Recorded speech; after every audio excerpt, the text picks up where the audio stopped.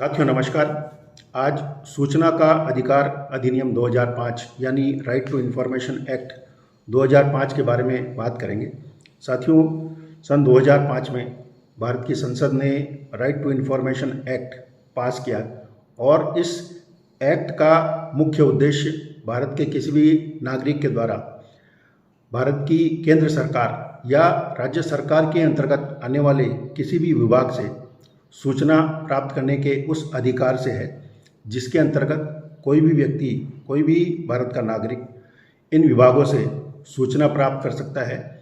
और सूचना प्राप्त करने के साथ साथ उस विभाग में जो जानकारी उसको चाहिए, उस जानकारी से संबंधित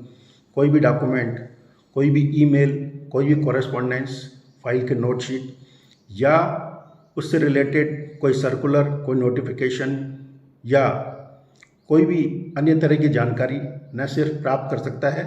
बल्कि साथ ही साथ उसको ये अधिकार दिया हुआ है कि वो अगर चाहे तो उस विभाग में जाकर उस डॉक्यूमेंट को निरीक्षण कर सकता है, उसके नोट्स उतार सकता है और सर्टिफाइड कॉपी उस डॉक्यूमेंट की जो उसे चाहिए वो प्राप्त कर सकता है। साथियों, राइट टू इन्फॉर्मेशन एक ऐसा एक्ट है जिस एक्ट के अंतर्गत कोई भी व्यक्ति अगर कोई सूचना प्राप्त करना चाहता है तो वो उस विभाग में एक आवेदन दे सकता है। इस आवेदन का प्रारूप इस एक्ट के अंतर्गत नहीं दिया गया है, यानी ऐसा कोई फॉर्मेट नहीं है जिसमें हम ये कहें कि इस फॉर्मेट में एप्लीकेशन देनी पड़ेगी। इसलिए जो कोई भी व्यक्ति राइट टू इन्फॉर्मेशन एक्ट के अंतर्गत किसी केंद्र सरकार के अंतर्गत आने वाले विभाग में या राज्य सरकार के अंतर्गत आने वाले किसी भी विभाग में, जैसे PHED है, इलेक्ट्रिसिटी डिपार्टमेंट है, म्यूनसिपैलिटी है या ग्राम पंचायत है या अन्य कोई भी ऐसा विभाग इसी तरह का है, उसमें सबसे पहले उसको एक सादा कागज़ पर, वो टाइप किया हुआ भी हो सकता है या हस्तलिखित भी हो सकता है, सबसे ऊपर वो ये लिखेगा, अगर वो हिंदी में लिखना चाहता है तो सबसे पहले लिखेगा सेवा में, उसके बाद जन सूचना अधिकारी और उसके नीचे जिस विभाग में वो कोई जानकारी प्राप्त करना चाहता है उस विभाग का नाम और उसका पूरा एड्रेस, उसके बाद विषय लिखेगा और विषय में ये लिखेगा कि सूचना प्राप्त करने का अधिकार अधिनियम 2005 के अंतर्गत सूचना मांगने बाबत। उसके बाद महोदय लिखकर ये लिखेगा कि मुझे निम्नलिखित डॉक्यूमेंट्स के बारे में जानकारी प्राप्त करनी है। उसमें 1, 2, 3, 4 लिख करके जितने पॉइंट्स हैं और जितने आपके सवाल हैं वो लिखकर आप नीचे प्रार्थी यानी खुद का नाम लिखेंगे, अपना एड्रेस लिखेंगे, आपका अगर मोबाइल नंबर है तो मोबाइल नंबर, ईमेल एड्रेस लिखेंगे और उसके साथ साथ एक आधार कार्ड नत्थी कर देंगे। और इस आवेदन के साथ साथ साथियों ये ज़रूरी है कि आप 10 रुपये का पोस्टल ऑर्डर लगाएं। वो पब्लिक इन्फॉर्मेशन ऑफिसर के नाम पे आप एड्रेस करेंगे और उस ड्राफ्ट को, यानी जो पोस्टल ऑर्डर आपने लिया है, उस पोस्टल ऑर्डर को अपने आवेदन के साथ लगा करके एक लिफाफे में रजिस्टर्ड एड्रेस से उस विभाग में भेजेंगे जिस विभाग से आपको किसी तरह की कोई सूचना प्राप्त करनी है। साथियों, चूँकि इसमें ये प्रावधान है कि 30 दिन के अंदर अंदर उस ऑफिसर को, जिस ऑफिसर को आपने एड्रेस किया है यानी जन सूचना अधिकारी, उस अधिकारी को 30 दिन के अंदर अंदर जवाब देना पड़ता है और वो जवाब देने के साथ साथ अगर कोई डॉक्यूमेंट उसने भेजा है तो उस डॉक्यूमेंट पे पर पेज के हिसाब से, चूँकि 2 रुपये का टिकट लगता है, इसलिए ये एडवाइजेबल होता है कि आप जब भी कोई आवेदन किसी विभाग में भेजें तो उस विभाग को भेजे जाने वाले उस लिफाफे के साथ साथ एक लिफाफा और भेजें और उस लिफाफे में 40 या 50 रुपए का डाक टिकट लगा दें। कारण उसका ये है कि जब भी वो अधिकारी जिससे आपको सूचना लेनी है आपको वो जवाब भेजेगा तो उस डाक टिकट के साथ साथ वो ये डिसाइड करेगा कि कितने रुपए के टिकट लगेंगे। इसलिए ये मानते हुए कि 4 या 5 पेज हैं, आप 40-50 रुपए के डाक टिकट उस पर लगा दें ताकि वो दोबारा ये आपसे डिमांड नहीं करे कि 40-50 रुपए की धनराशि या पोस्टल ऑर्डर आप सर्टिफाइड कॉपी प्राप्त करनी है, इसलिए भेजें। और जब आप भेजेंगे उसके बाद वो जवाब देकर आपको लौटती डाक से आपको रजिस्टर्ड एड्रेस के माध्यम से आपको जवाब देगा।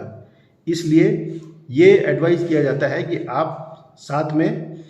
उसके साथ साथ जो आवेदन आप भेज रहे हैं एक पोस्टल ऑर्डर और भेज दें, ताकि आपको दोबारा उसका वेट ना करना पड़े। साथियों, आवेदन देने के बाद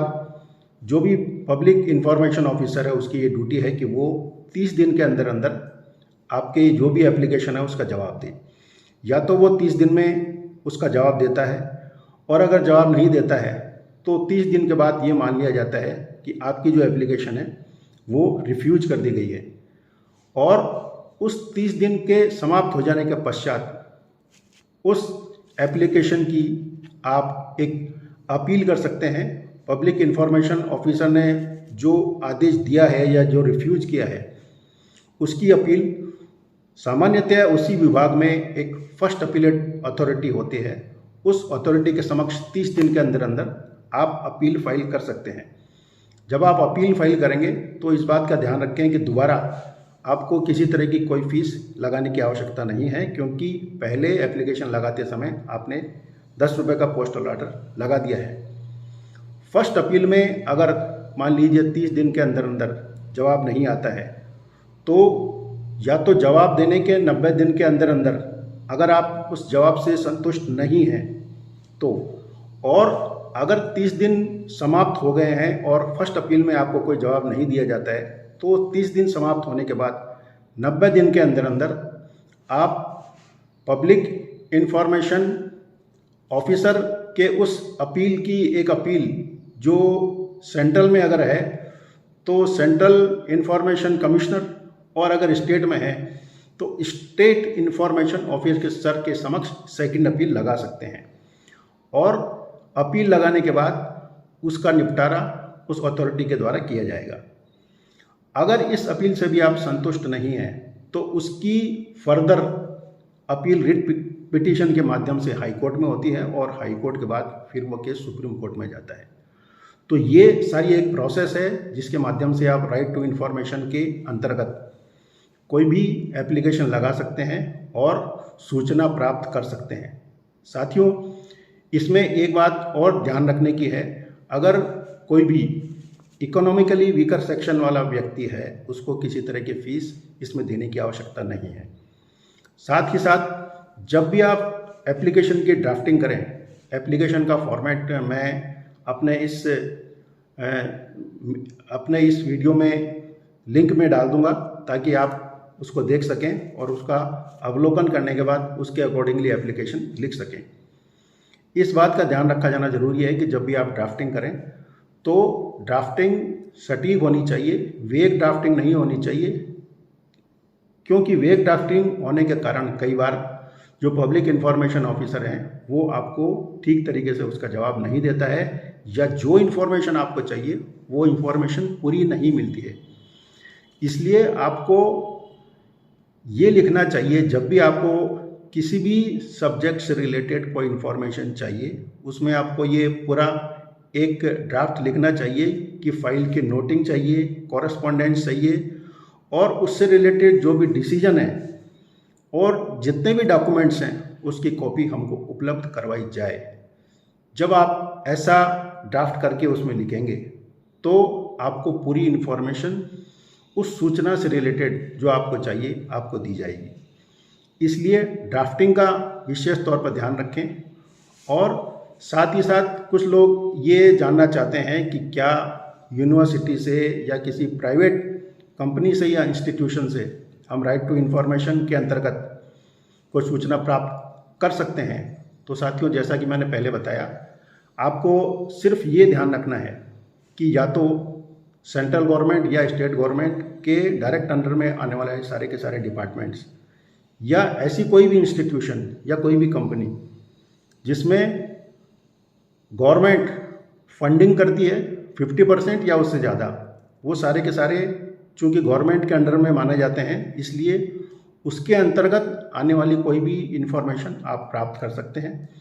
और अगर आप डायरेक्ट प्राप्त नहीं कर सकते हैं, जैसे किसी स्कूल से या यूनिवर्सिटी से, तो स्कूल और यूनिवर्सिटी से रिलेटेड या किसी एनजीओ से रिलेटेड जो भी डॉक्यूमेंट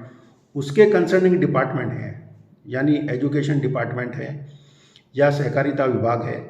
वहाँ जाकर के उसकी फाइल से उसकी सूचना आप प्राप्त कर सकते हैं। तो मोटे तौर पर राइट टू सूचना के अंतर्गत आपको काफ़ी अधिकार दिए हुए हैं जिनका आप उपयोग कर सकते हैं। सावधानी से अगर आप एप्लीकेशन लिखें और निरंतर उसके बारे में फाइट करते रहें तो आपको सूचना अवश्य मिलती है। आज के लिए इतना ही, धन्यवाद।